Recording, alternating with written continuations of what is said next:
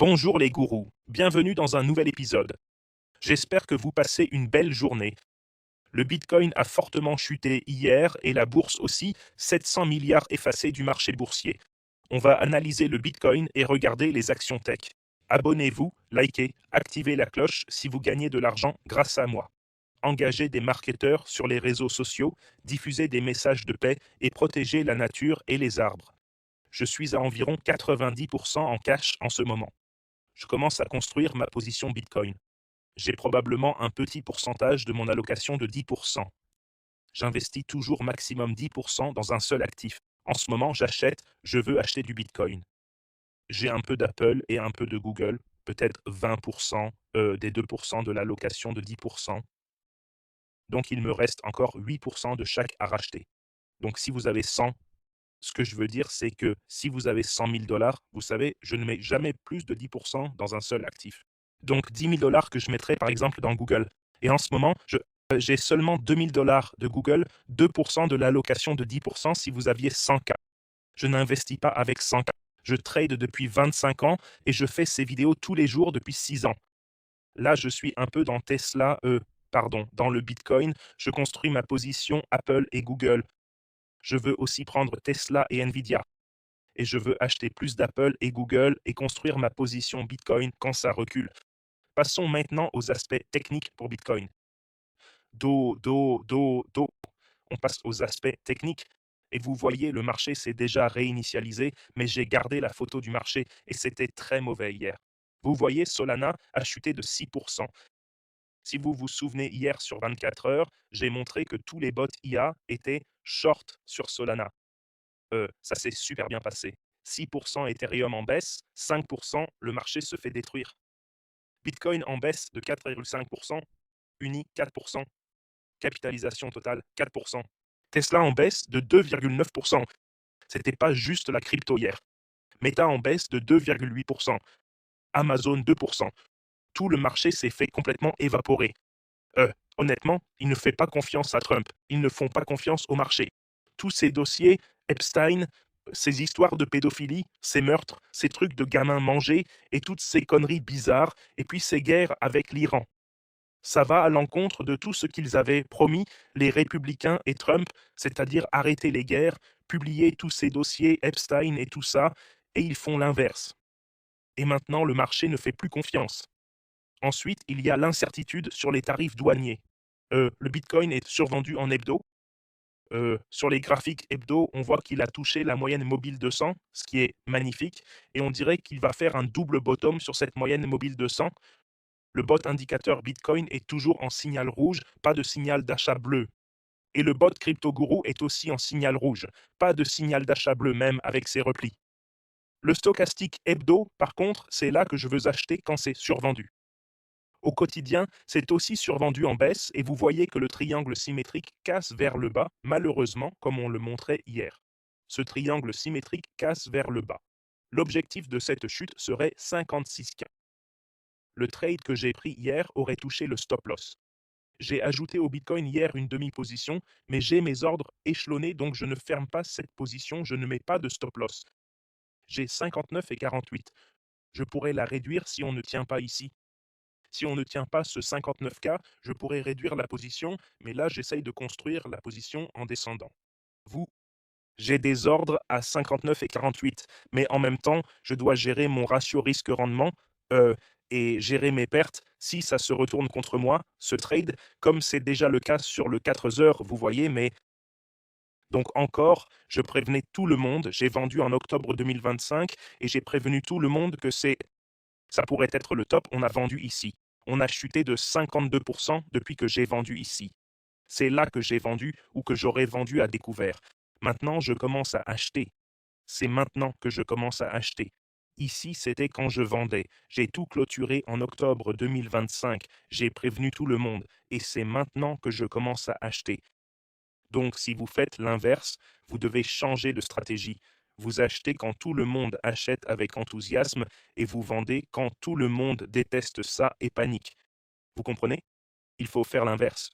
Il faut vendre en octobre quand tout le monde était euphorique à 126K et commencer à acheter quand tout le monde déteste ça et ne veut pas acheter ici à 50K. Regardons de plus près le graphique 4 heures.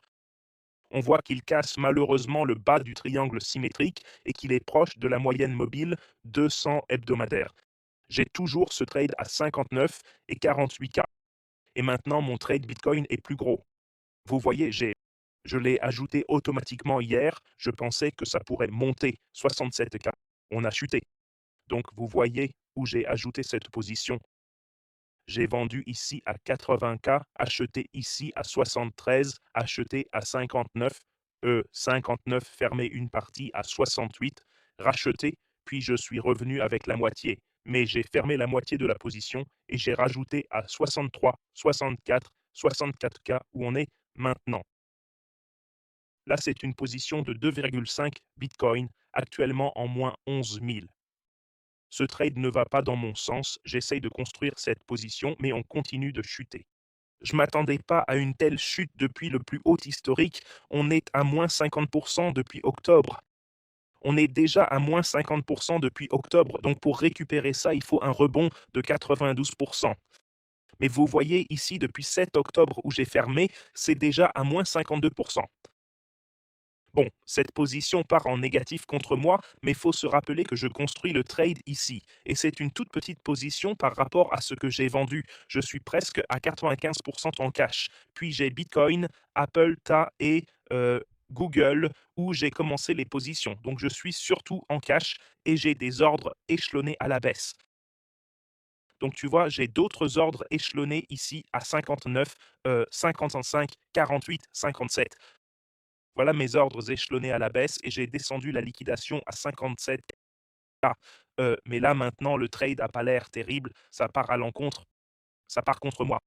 Hier, j'ai rajouté à 64, ça a rebondi à 66, puis le marché et Trump et les tarifs, et puis c'est retombé à 63 en montrant beaucoup de faiblesse.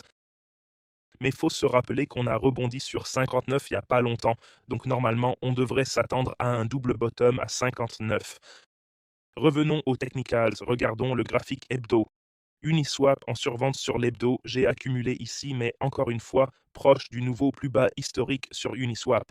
Ça a pompé jusqu'à 4,50 $ quand ils ont annoncé que BlackRock rachetait Uni, puis tout a été revendu, effaçant complètement les gains. Mais en survente sur la hebdo, c'est là que je commence à acheter, mais là, la crypto n'a pas de rebond. Tesla aussi. Je dis que j'attends pour acheter Tesla, j'ai pas encore acheté. J'ai vendu en octobre Tesla après avoir acheté les creux d'avril liés aux tarifs. Sur les creux d'avril liés aux tarifs, on a fait 130%, puis on a vendu en octobre et maintenant ça a déjà chuté de 20% depuis le sommet local d'octobre. Et je prévenais tout le monde d'être prudent parce que j'ai vu une figure tête et épaule. On avait un peu une figure tête et épaule et le ratio PE était juste incroyablement suracheté. Si vous regardez le ratio PE, même maintenant, même avec cette correction de 20%, j'ai pas encore racheté Tesla. Vous pouvez voir que leur ratio PE est à 382 fois. Il faudra 382 ans de bénéfices actuels pour égaler la capitalisation boursière. Leur ratio d'or est 20 fois le ratio cours-bénéfice. Le prix est 20 fois plus élevé que les bénéfices. C'est le ratio d'or que ce que Warren Buffett enseigne. Le ratio PE de Tesla est 382 fois. Je pense qu'il y a encore beaucoup à baisser pour être honnête, et on voit la ligne de tendance principale. La moyenne mobile de 100 est ici à 270. Donc je pense que ça pourrait baisser. J'achèterai à 202 et désolé 302 et 270. Je ne pense pas que j'achèterai à 330, à 338. À 339, je pense que c'est un support, mais ça reste dans le ratio PE de plus de 200, donc c'est toujours très élevé. Je supprimerai aussi cette alerte. Donc 254 semble être le principal support avec la moyenne mobile 200. 254 comme support, et ici à 302 semble être un support majeur aussi. 339 est un support, mais pas très solide. Ce sont les deux majeurs. Et puis ici, et Tesla pourrait vraiment descendre à 180. En avril dernier, lors des creux tarifaires, ça descendait à on a acheté les creux d'avril à 214, revendu à 500, donc 130% de gain. Mais ça pourrait facilement descendre à 254 et 183, vu que le PE est juste délirant. Même à 183, le PE serait genre 150 fois, bien au-dessus du ratio d'or de 20 fois. Donc Tesla, j'attends toujours pour acheter. Amazon aussi, support à 168, 163. Amazon est bien meilleur niveau ratio PE. Vous voyez ici, le PE d'Amazon est à 29 fois le prix sur bénéfice. Bien mieux, et leurs revenus sont bien plus gros que ceux de Tesla. Leurs profits aussi, 700 milliards de revenus, 77 milliards de profits, 10% de marge. C'est une croissance de revenus dingue. Regardez ça, presque 100 milliards d'augmentation par an en croissance de revenus, c'est incroyable. Le Nasdaq semble tirer le support vers le bas depuis qu'il a touché VV 24 000. On est maintenant à 22 000. Support majeur à 18 000. Pas avant ça, vraiment, et 16 000 aussi. Donc on pourrait vraiment lâcher Google. C'est en baisse d'environ 15% depuis qu'on... Oh, ça a chuté à 15% puis rebondi. Depuis les creux tarifaires d'avril, quand on a acheté à 142%, puis j'ai revendu 90% de la position à 350 ou 330, 320. Ensuite, il me reste 20% et ça a reculé environ de 320 quand j'ai ajouté ça. Support à 285, 296. Ce sont des points d'achat, mais les principaux sont 254 et 208 pour Google. Apple, on a des supports à 243, 222 et 196. Et le marché n'a pas l'air bon en ce moment avec Trump et tout ce bordel, et ils vont peut-être perdre les midterms. Ensuite, les Dems vont arriver, juste un peu la merde pour les marchés, et les gens anticipent ça. On a eu une baisse de 8% sur Apple. 243 serait une zone d'achat, 222 et 198 sur Apple. Et le ratio PE d'Apple correspond au ratio d'or, ce qui est magnifique. Le ratio PE d'Apple est à 33, donc bien au-dessus du ratio d'or de 20. Mais leurs bénéfices sont incroyables. 416 milliards de chiffre d'affaires, 112 milliards de bénéfices. Et là-bas, dans le Telegram, dans le groupe des traders d'élite, il disait c'est le groupe All Hands. Les nouveaux tarifs de Trump sont aussi une taxe illégale sur les citoyens américains. Ils seront annulés 10 à 15%, tarif qu'il va imposer à tous les pays. Les gens discutent. Et hier, l'IABO, j'ai posté ça sur X, 109 600 abonnés. Hier, les bots IA, ChatGPT 5.3, Codex, Gemini 3 Pro, Grok Full Heavy ont shorté Solana et ça s'est réalisé. Solana a le plus chuté hier depuis ce moment. Donc c'était vraiment parfait. Tous les liens sont en bas sous la vidéo. Bybit bonus 60K, BX bonus 200 $, 100 KYC, échange mondial. JamesCryptoGuru.com d'obtenir les bots et de rejoindre le groupe d'élite des traders avec les IA et d'apprendre tout ça, de mettre en place vos graphiques et tout ça. C'est ma partie mise à jour. Lisons quelques-uns de vos commentaires. La vidéo d'hier, 4 sur 10, ce qui est magnifique. 2400 vues. Tout le monde, veuillez partager ces vidéos avec votre famille et vos amis sur WhatsApp ou X. On dirait que nous avons déjà craqué en panique baissière. Bitcoin a atteint 64K ce matin. C'est le cas et un autre demi-Bitcoin a été ajouté à l'échange. J'adore cette vidéo, 100% d'accord, juste 10% et ne tout investissez pas. Exactement. Je ne mets jamais plus de 10% de mon capital total dans un seul investissement et je ne le mets pas tout d'un coup. Heureusement que tu apprends. Super. Merci Groot pour tes vidéos du quotidien. Tu m'accueilles. Trump et Israël aiment la guerre. C'est vrai. Les États-Unis sont en guerre depuis 250 ans sur les quelques 270 ans de leur existence. J'espère que les gens réalisent que tous ces drapeaux, ces différences de couleurs, de croyances et de teint, j'espère qu'ils réalisent que tout ça c'est des conneries et qu'on est tous frères et sœurs. Que Dieu bénisse James, toi, et que Dieu te bénisse aussi, Philippe. Bonjour Kabou. Voilà mes mises à jour sur le marché. Tout le monde. Info intéressante.